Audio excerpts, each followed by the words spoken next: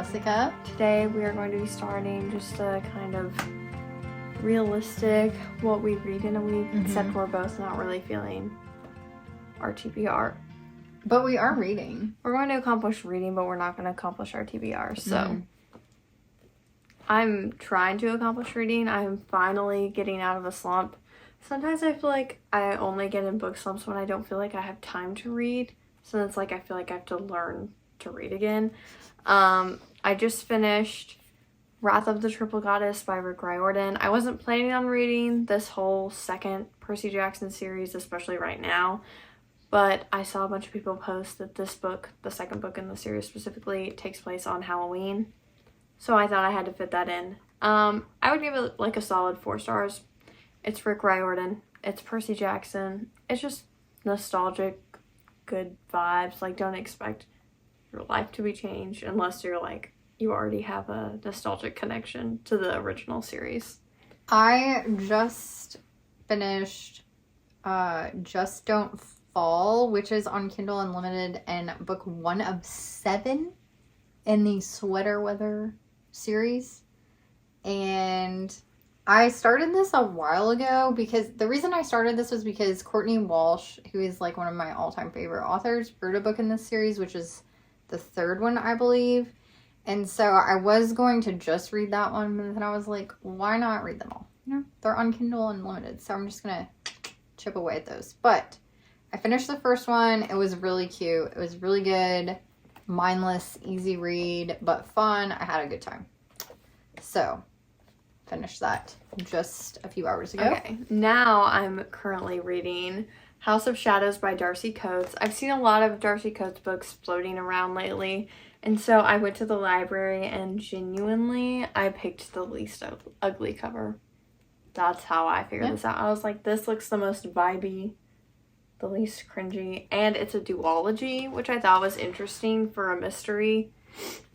And this follows Sophie, and someone correct me if I'm wrong. I'm picturing this as like Regency times, because they travel only in carriages, that kind of thing.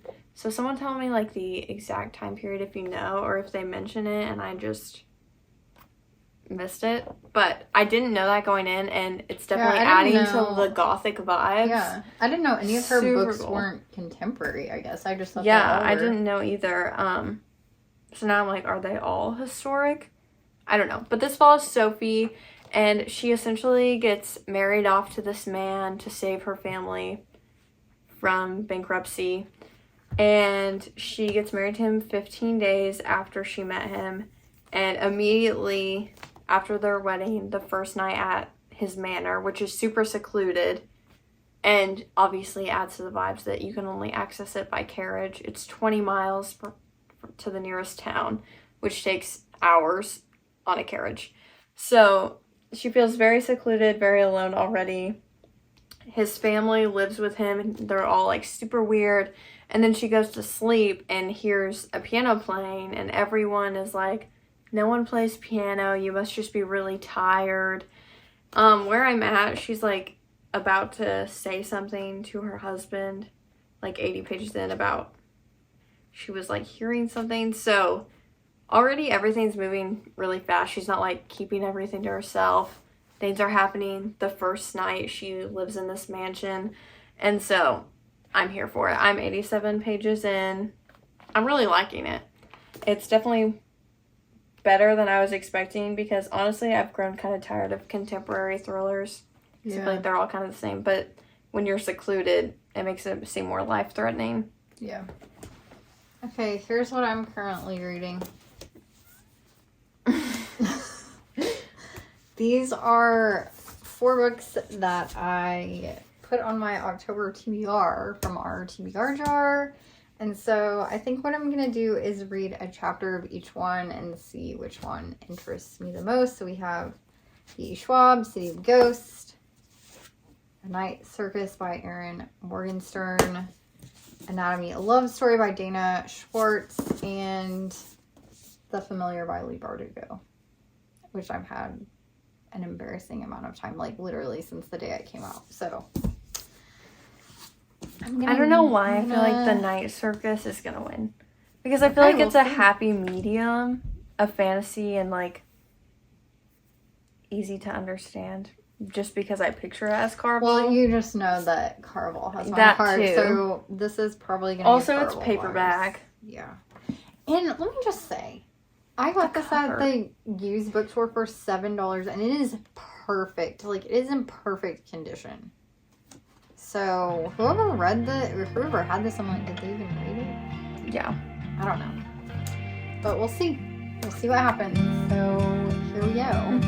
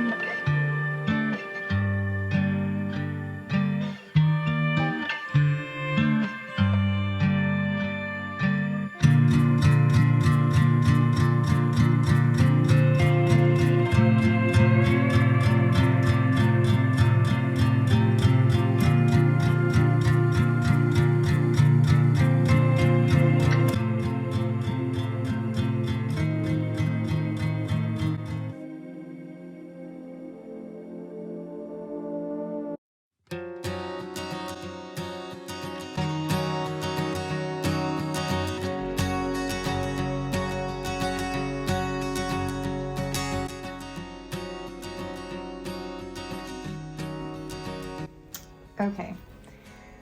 I just finished reading one chapter each of City of Ghosts, The Night Circus, Anatomy of Love Story, and The Familiar. And as Emmalynn predicted, I am going to go ahead and pick up Night Circus. I just feel like this is giving me the Carvel vibes that I've missed since I finished that series. And it hooked me right away. So I'm going to get started on the rest of this. Time, different day. I haven't made a lot of progress. Well,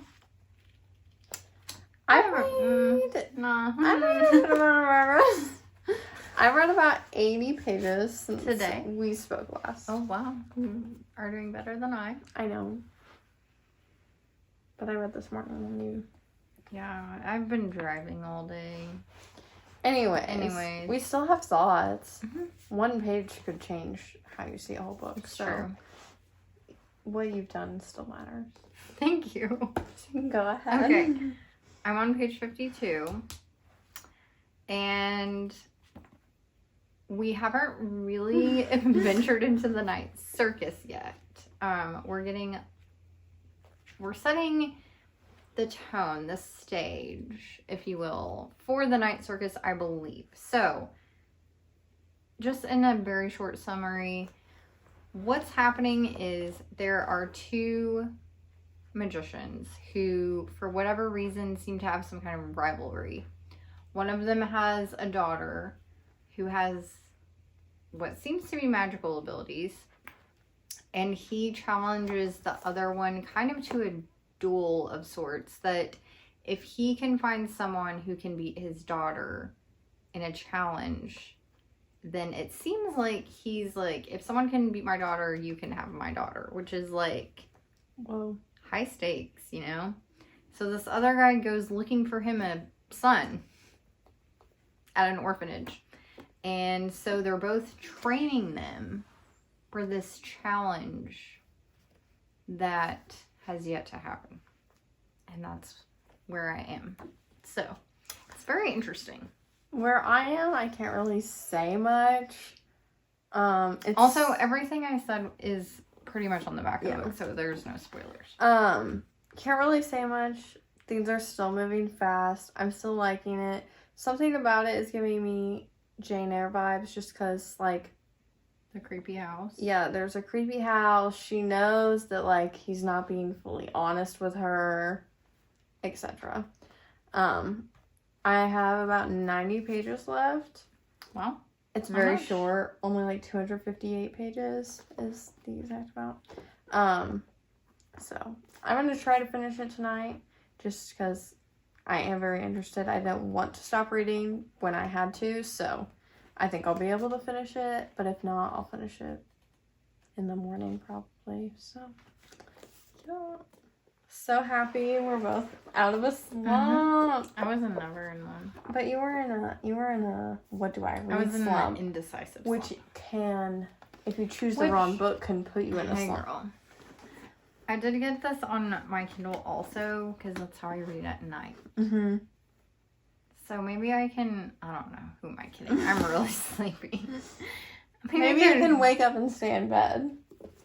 Sometimes when I am done reading and I don't want to like set my Kindle down to wake up Dad, I put it under my pillow. So I'm cuddling with it all night. Why don't you just put it on the floor? Because it's a long ways. It's a drop. It'll be like, donk. I put mine on the floor. Or I put it next to me in bed. But I can maybe read like 10 pages before I fall asleep. That's better than nothing, it's like you know? A chapter probably. It's something. It's something. Well, we're wasting time. Yeah. Let's go. Let's go.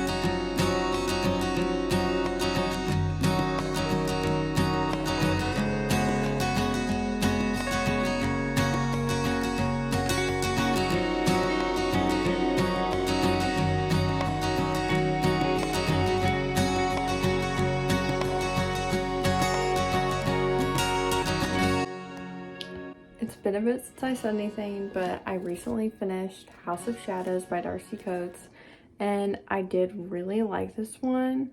It is a duology, so keep that in mind. If you are looking to pick it up, be ready to buy the second one, find the second one at your library. Currently have it on hold, and I am excited to continue the series. I thought it was really good. It was really unexpected. I thought it was going to be like a modern day mystery, and it's not that at all. So someone let me know, are all her books historical? Is it just this one? Did I just get lucky? I don't know. And then next up, I'm reading House of Roots and Ruin. And I had been putting this one off ever since I bought it. I bought it on release day, and for some reason I just never picked it up. I think I was worried that I would need to reread House of Salt and Sorrows before I was able to pick this up, and I just wasn't in the mood to reread that. That's not the case. I was perfectly fine not rereading it, and I had read House of Salt and Sorrows in probably 2021 or 2022, so it's been a while, and I was perfectly fine. There was like maybe a chapter or two where I was a little confused, but then like things were jogging my memory, and I was remembering what exactly had happened, how House of Salt and Sorrows ended. So yeah, the vibes are totally here. It's so good. It's so atmospheric, and I made a deal with myself that I couldn't read The 13th Child until I read this book. So that's what we're doing.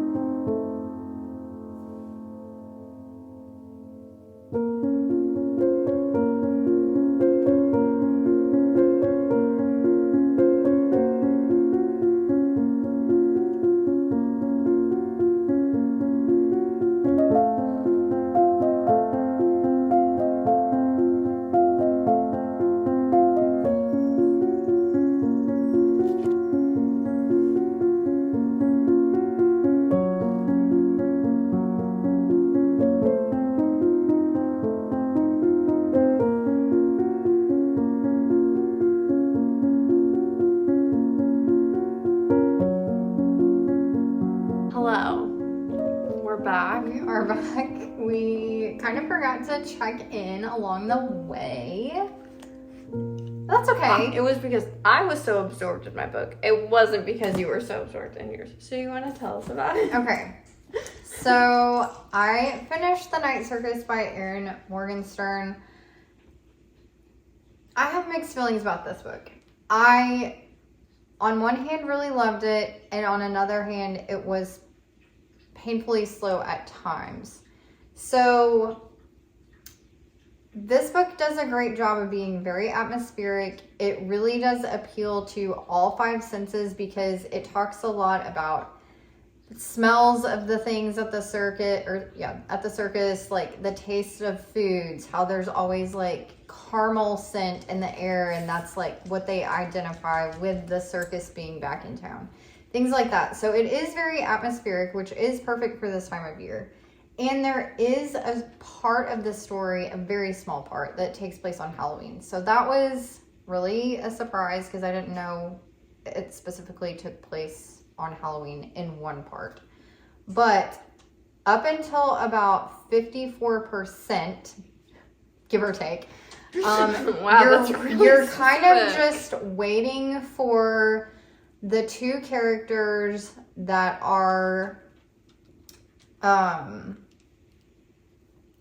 of set to duel against each other in this like test of magic abilities to meet each other, and they don't meet each other, and they have little to no interaction really until about halfway through the book. So once they meet, it does pick up drastically, and I feel like that's where I really started enjoying it because I wanted to see how their dynamic was going to play out and how the challenge that they're in, or like the challenge that they have to beat each other, how that was going to play out. But you really just have to stick with it that first half because the first half was a little painfully slow. Still interesting, still atmospheric, but just not a lot of plot. So, okay. Yeah. So all vibes, no plot until. Do you have an estimated star rating? I would say I would give it a 4-star. The world that she created, the magic system that the two different characters have, well, and others too. There's a huge found family trope in this, which I always love. Kind of like a band of misfits.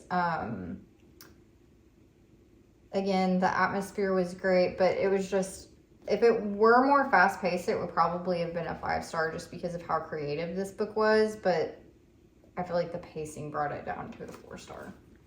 Okay, well, first I read House of Shadows by Darcy Coates, and I talked about my thoughts on this a little bit. I just picked up the second book from the library today, so I will be continuing and finishing the duology. Mm-hmm. I really liked it. I think you could read it as a standalone if you didn't read like the epilogue. If you weren't super interested in it, I think you'd be fine. I would probably give this like a 4-star. I was super invested the whole time. It moved really fast. Like day one, things are happening. I feel like this is a hard book to be my first Darcy Coates book because I don't know if any of her other books are historical. Yeah. So I feel like I kind of have this like atmosphere and expectation in my head. Yeah, it was like a nice surprise. Not going to be able to be met again, but at least I know that maybe this is just unique. So I can appreciate it for that. And then I read House of Roots and Ruin. This is the second book in the House of Salt and Sorrows Famous Sisters series. I would definitely say you have to read the first one to read this. They're not standalones by any means. They just follow different people. Mm-hmm. This book I was absolutely obsessed with. I don't know why I put it off for so long. I bought it the day it released, and I just didn't read it. I think I was worried I'd have to reread the first book in order to read this. That's not the case. They definitely said things so that it would jog your memory of how the first book ended, and just it was just so atmospheric. It was so vibey. I would say this is probably her darkest book. I've read. Maybe The 13th Child is darker. I don't know.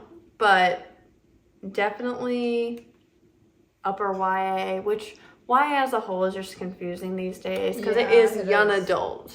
So like a young adult could read this, but I don't know what it means anymore. Is a young adult like an adult that is young, like an 18, 19, 20-year-old? Or is a young adult like an up-and-coming adult? I feel like young adult now is like, books will say like 13 and up, and that's not. Yeah. That's middle grade.